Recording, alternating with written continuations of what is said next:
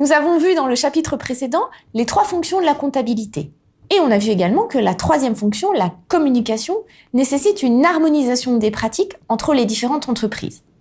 Dans ce chapitre, on va voir comment a lieu cette harmonisation en parlant d'abord du comment et ensuite du par qui. Commençons tout de suite par le comment a lieu cette harmonisation et donc ce que l'on appelle le processus normatif.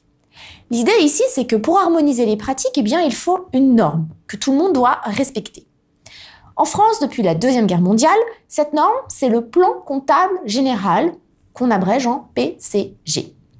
Ce plan comptable général, que vous pouvez trouver facilement et gratuitement sur Internet, contient 2 choses.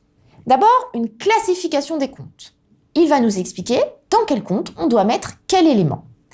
Mais le plan comptable général, c'est aussi un ensemble de textes qui va nous expliquer comment comptabiliser chaque chose, avec les règles qui s'appliquent. On y reviendra dans la 2e partie de ce cours. Le plan comptable général, c'est donc le document de référence. Bien sûr, il ne s'agit pas de le connaître par cœur, ça n'est pas possible et n'a pas d'intérêt, mais il faut savoir s'y référer régulièrement. À ce titre, vous trouverez dans votre support écrit le plan comptable général synthétisé, mais qui vous présentera la structure du plan comptable avec les comptes à suivre et les grandes lignes à respecter. Je vous invite donc à vous y référer. Parlons maintenant des acteurs du monde de la comptabilité, c'est-à-dire qui fait de la comptabilité et qui n'en fait pas.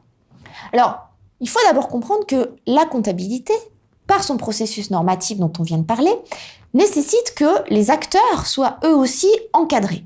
C'est pour ça qu'il y a 2 professions qui sont réglementées, avec des personnes qui ont prêté serment. La première profession réglementée du monde de la comptabilité, c'est les experts comptables. Alors, les experts comptables, ce sont des personnes qui ont fait des études de comptabilité, qui appartiennent à l'ordre des experts comptables et qui prêtent serment. Leur fonction, elle est assez large. Dans un premier temps, ils sont là pour établir les comptes des sociétés qui sont leurs clients et qui les rétribuent sous forme d'honoraires. Mais leur mission va bien plus loin. Ils peuvent, par exemple, vous aider à monter votre business plan si vous créez votre entreprise, vous conseiller dans le choix du meilleur statut, juridique, fiscal ou autre chose. Ils ont également des missions sociales. Ce qu'il faut comprendre sur les experts comptables, c'est qu'ils disposent du monopole d'établissement des comptes d'une entreprise.